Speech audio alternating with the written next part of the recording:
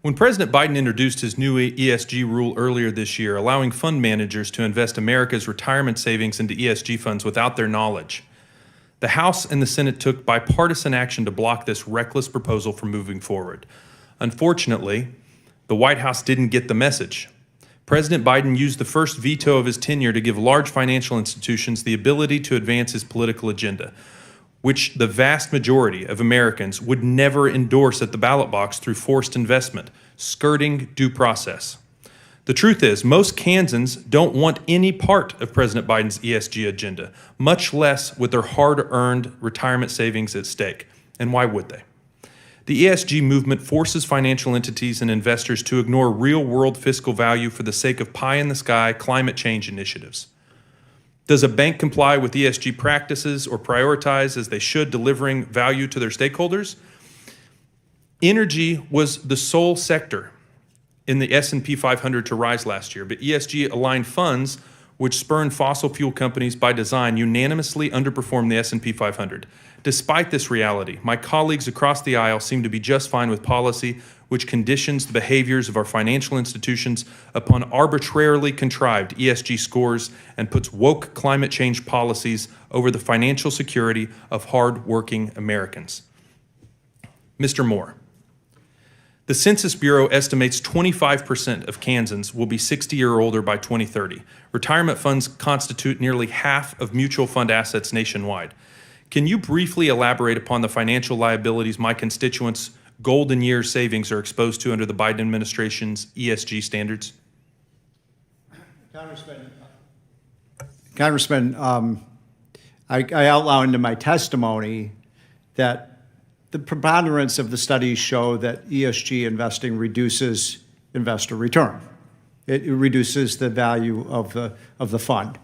Not hugely, but it does. And so someone who's put a whole lifetime savings, maybe $250,000 or $500,000 in, over their course of their 30 or 40 years of work, you're talking about reducing, perhaps $10,000 or $20,000 the value of their lifetime savings. And that's a real cost to retirees. Now, I think one of the things that's frustrated me a bit about this hearing is that we keep talking past each other. I don't think anybody in this room is against ESG investing. I mean, are you?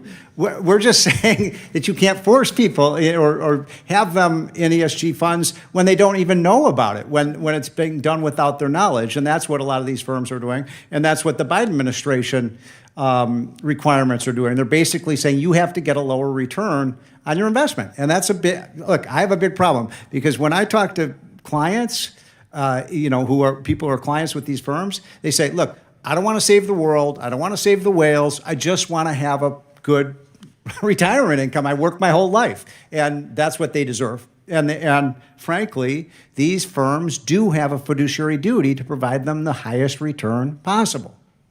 I'm going to stick with you. Two companies control over 90% of all proxy advisory services. Do you harbor any antitrust concerns over their combined market share?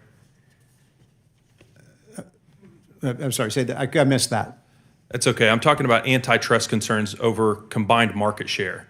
When we're talking about Glass Lewis and ISS control over 90% of all proxy advisory services. Yeah, and anyone can comment on that if they'd like. Well, I don't believe in antitrust, but I do believe we need a market solution to this. We need to have another firm out there that presents a more free market review. When we graded the top 50 money management firms, but we also graded the it was ISS and what's the other one? Glass Lewis. Glass Lewis. They got a D- and an F-. They are recommending to firms that they vote for all of this ESG stuff. So we probably need an alternative because they're not really advising these firms in a way that maximizes shareholder value. To your personal knowledge, are climate change activists using the threat of political action to pressure banks from lending to certain energy and industrial sectors like the fossil fuel industry? Here's the point about this. The U.S. economy cannot operate without fossil fuels. So the idea that we're going to, eliminate fossil fuels over the next 20 or 30 or 40 years is extraordinarily economically dangerous. And I mentioned earlier that, there's a state that's trying to do that. That's California. And California has had brownouts, blackouts. Their energy future looks really, even even my friend here in Texas, you have problems because of some of this, these environmental initiatives that are moving away from not just oil and gas, but nuclear power. I mean, that makes no sense. And by the way, the single factor that has reduced carbon emissions the most is not this Inflation Reduction Act. The thing that is, by an order of magnitude, that has reduced carbon emissions has been shale gas. Shale gas is like a wonder fuel. It has dramatically reduced greenhouse gas emissions.